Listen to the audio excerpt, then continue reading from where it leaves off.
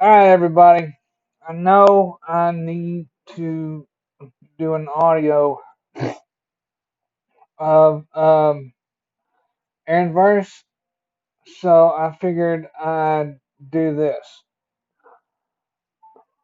I know it's been a long, long time.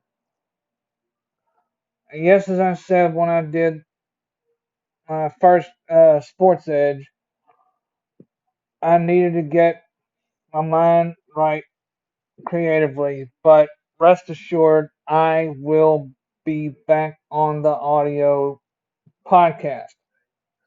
Now, have you ever been in anticipation of several um, movies coming out? Well, wait, no more. Because a lot of Marvel films that have either been released or are looking to be released are going to be released video on demand or VOD for short. First one up, Black Widow.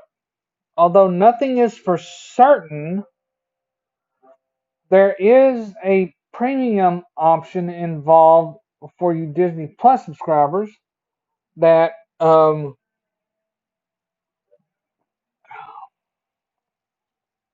that the Black Widow will be available. So stay tuned as I find out more. But as far as the premium option goes, the first live action Disney movie to ever get that treatment is Mulan. Now, I know with the pandemic that it's shut down, but um, a lot of movies are slowly starting to open back up. I'm going to get to one in a little bit, and it's one that I am very uh, anxious to see. But anyway, a lot of Hollywood movies are starting to open back up and resume filming, like The Batman. Uh, a lot of DC movies are also in the works too, like Man of Steel 2, um, a possibility of a Flashpoint um, Paradox movie. They just need to find the perfect guy to play Eobard Thawne, aka the Reverse Flash. But and about that, rumor has it is that Michael Keaton might be in the Flashpoint Paradox movie. Nothing's set in stone, but I have been hearing a lot of photos being circled around the internet saying that he will be in it. So stay tuned, and I'm always on the case. Speaking of Michael Keaton, I said in a previous episode that he will be suiting up again as Batman.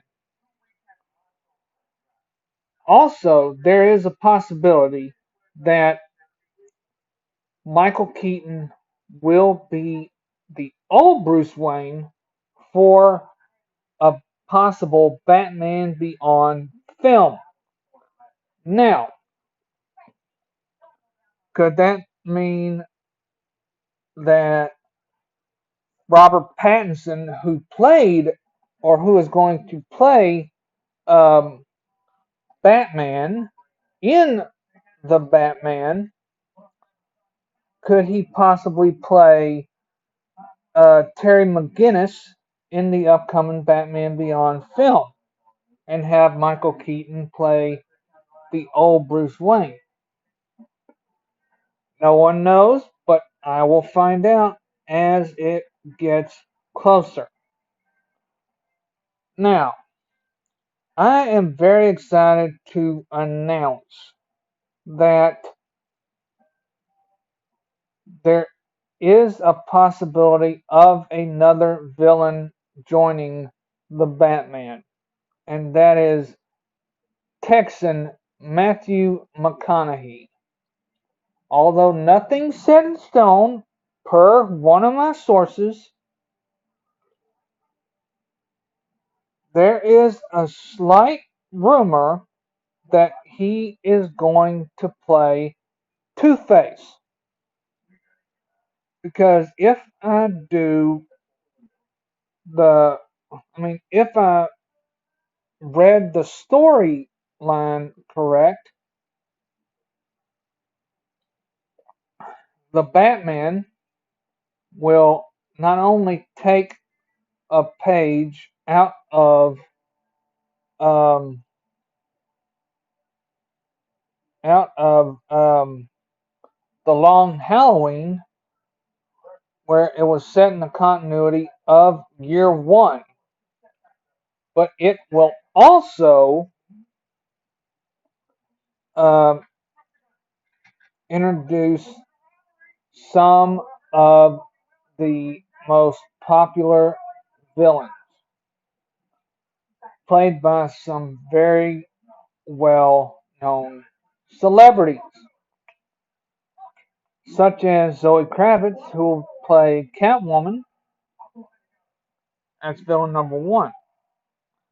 Number two, Paul Dano, who was in the Brian Wilson biopic Love and Mercy. He will play Eddie Nashton, aka Edward Nygma, the Riddler. Colin Farrell, who will play Oswald Cobblepot. Yeah, Oswald Cobblepot, known as the Penguin. Now I know that you're thinking, oh, the Penguin's a little short, fat man. In a way, yes, but judging from his suit, 6'2", my height. And the only prosthetic that he had is the penguin nose, but to make his version authentic, he had the monocle over his eye. Now another villain that is going to be introduced is Carmine Falcone, played by John Turturro. Now, there is a possibility the for Two-Face and the Joker. Now I know you're thinking, oh, but Jack Nicholson was the first, and that wasn't a good, and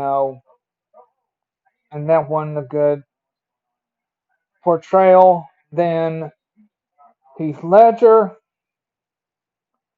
was very well. Um, and then Jared Leto in the Suicide Squad. Now, speaking of which, I'm going to take a sidebar and get on the Joker for a little bit. There have been numerous actors to play that role. First up was um, Cesar Romero, who you know from the 60s Batman series, when auditioning for the movie. Uh, when auditioning for the show, producers told him to shave his iconic mustache. Well, if you'll watch all the old episodes on YouTube or look up his photos when he played the Joker, you'll notice that his mustache was trimmed, not shaved. Then you get to um, Jack Nicholson, who later starred in Batman. Now he was a different story. On YouTube, you can actually watch behind the scenes looks of how Jack Nicholson got into makeup because he was the first Joker who did not have to have any prosthetics. And I'm going to get to the next Joker that did. But back to Jack Nicholson. He was the first Joker that had to, that was cast where he just had to put on makeup to make his smile more iconic, make his look more iconic. And fast forward to The Dark Knight. That was the introduction of one of the greatest actors that has ever known, Heath Ledger. The only prosthetic that Heath Ledger had was scars on the sides of his lips. And I know what you're thinking, those were not, uh, those were real scars? No, they were prosthetics. Because there was a storyline that I read growing up where when the Joker killed his victims, he would take a knife and he would cut almost like a 4-inch scar on each side of their lips to make them think like they were really smiling. Now, also, the last person to ever play the Joker, that was Jared Leto, who made his villainous debut in Suicide Squad. Now, here's what was different about Jared Leto. Every day on set, he had to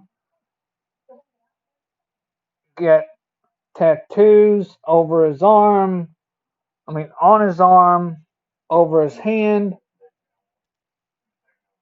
but they weren't like legitimate tattoos. They were drawn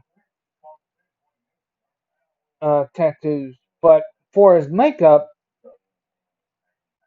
Jared Leto had to have his eyebrows shaved, his hair cut to, neck to shoulder length, and his beard completely shaved. But here's what's interesting about his teeth. They were metal. Why do you think they were metal? Well, first of all, you were thinking, oh, he got the metal grill from Batman punching his teeth out years ago. That is true because after the Joker was somehow killed, he was brought back to Arkham Asylum and he was brain dead until he came in contact with Harley Quinn, who was played then by Margot Robbie. Now, the first actor that was going to play her was, I believe, either Brittany Snow or Kristen Bell. One of those actors was set to play Harley Quinn in The Dark Knight, but she, however, showed up for one scene and was immediately taken off the project. And the and the story was rewritten. But anyway,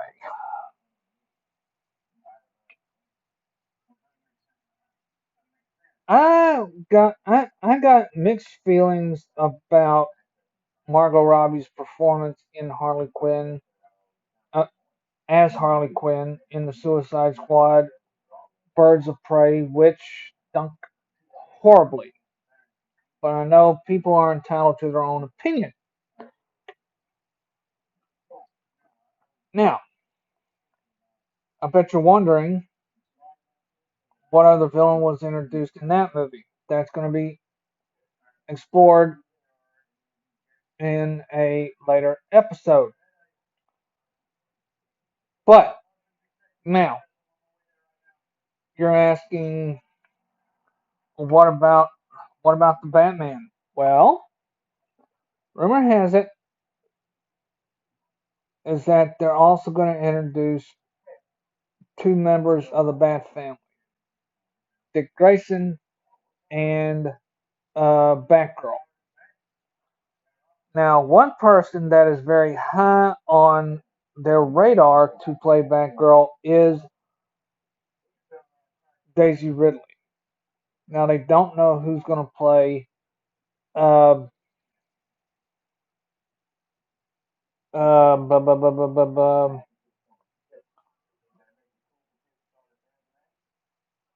Robin, but I think I know who could be perfect for the role.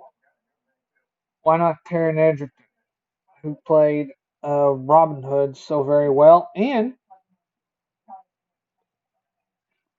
oh, excuse me, and played what you call it, Elton John. Anyway, that's for another episode, and I promise you guys, I will get back to doing more audio casts, and we're going to talk about what I did on this video in that same cast. Appreciate you guys listening. I'm going to get back to doing them more consistently. I just needed to be recharged and everything. And thanks you guys for staying with